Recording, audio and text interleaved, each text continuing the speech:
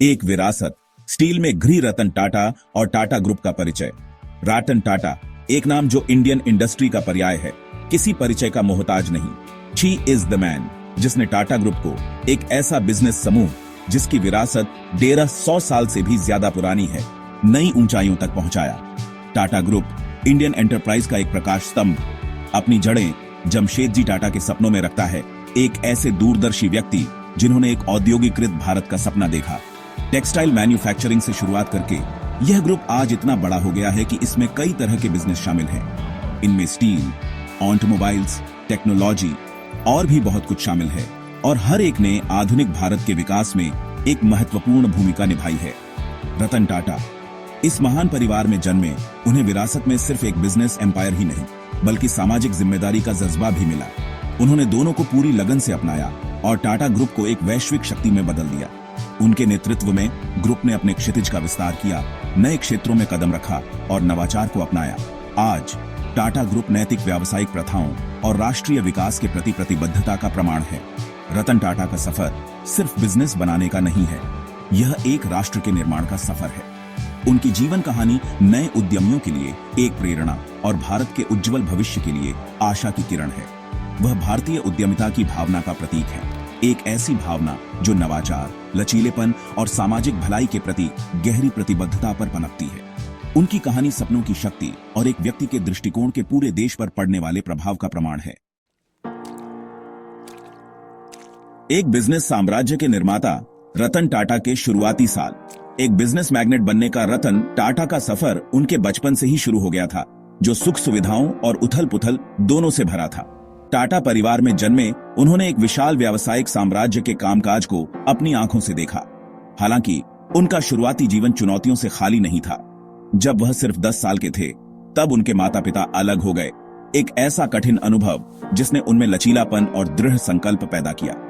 अपने निजी जीवन में उथल पुथल के बावजूद रतन टाटा ने अपनी पढ़ाई में बहुत अच्छा प्रदर्शन किया। उन्होंने पहले शिमला के बिशप कॉटन स्कूल और बाद में मुंबई के कैथेड्रल और जॉन कॉनन स्कूल जैसे प्रतिष्ठित संस्थानों में शिक्षा प्राप्त की। ज्ञान की प्यास उन्हें दुनिया भर में संयुक्त राज्य अमेरिका ले गई। वहां उन्होंने 1962 में कॉर्नेल यूनिवर्सिटी से आर्किटेक्चर में डिग्री हासिल की, जो उनकी विविध रुचियों और शैक्षणिक कौशल का प्रमाण है। अपनी ग्रेजुएशन के बाद रतन टाटा ने 1975 में हार्वर्ड बिजनेस स्कूल से MBA करके अपने कौशल को और निखारा।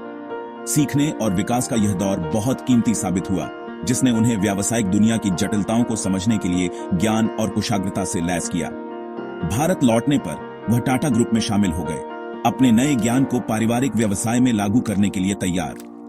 टाटा ग्रुप की कठिन परिस्थितियों में ही रतन टाटा ने अपनी असली पहचान बनाई। उन्होंने टाटा स्टील के शॉप फ्लोर से अपना करियर शुरू किया, बिल्कुल नीचे से काम सीखा। इस अनुभव ने उनके मन में मजदूरों के लिए गहरा सम्मान और बड़े पैमाने पर चलने वाले औद्योगिक संचालन की पेचीदगियों की समझ पैदा की। यह शिक्षा, अनुभव और सहानुभूति का मेल था, जिसने उन्हें वह नेता बनाया जो वह बनने वाले थे। टाटा टाइटन की विजय रतन टाटा के नेतृत्व में मील के पत्थर और उपलब्धियां। 1991 से 2012 तक टाटा ग्रुप के चेयरमैन के रूप में रतन टाटा का कार्यकाल कई साहसिक कदमों और रणनीतिक अधिग्रहणों से भरा रहा, जिन्होंने इस समूह को वैश्विक मंच पर पहुंचाया।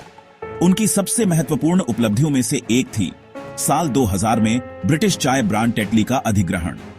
यह ऐतिहासिक सौदा उस समय किसी भारतीय कंपनी द्वारा किया गया सबसे बड़ा सौदा था, जिसने टाटा के एक वैश्विक खिलाड़ी के रूप में आगमन का संकेत दिया।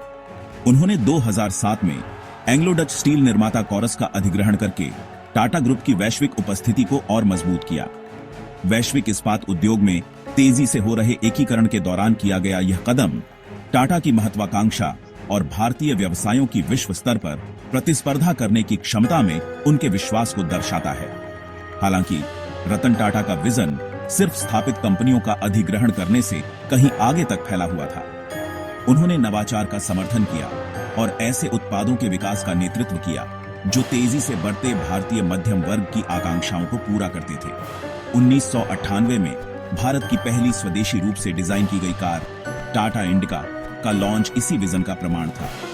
इंडिका, एक छोटी कार जिसे विशेष रूप से भारतीय सड़कों और बजट के लिए डिजाइन किया गया था, एक बड़ी सफलता थी जिसने टाटा मोटर्स को भारतीय ऑटोमोटिव उद्योग में एक प्रमुख खिलाड़ी के रूप में स्थापित किया।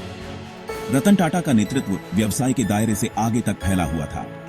वह जिंदगी को बेहतर बनाने के लिए टेक्नोलॉजी की शक्ति में दृढ़ता से विश्वास करते थे और उन्होंने सूचना प्रौद्योगिकी, दूरसंचार और सॉफ्टवेयर विकास जैसे क्षेत्रों में टाटा ग्रुप के प्रवेश का नेतृत्व किया। उनके मार्गदर्शन में टाटा कंसल्टेंसी सर्विसेज या टीसीएस दुनिया की अग्रणी आईटी सेवा कंपनियों में से एक के रूप में उभरी, जिसने वैश्विक मंच पर भारतीय प्रतिभा का प्रदर्शन किया। ये उपलब्धियां सिर्फ व्यावसायिक जीत नहीं है, ये एक मजबूत, अधिक समृद्ध भारत के लिए रतन टाटा के विजन की प्राप्ति का प्रतिनिधित्व करती है। विजन और ईमानदारी के साथ नेतृत्व रतन टाटा के मार्गदर्शक सिद्धांत।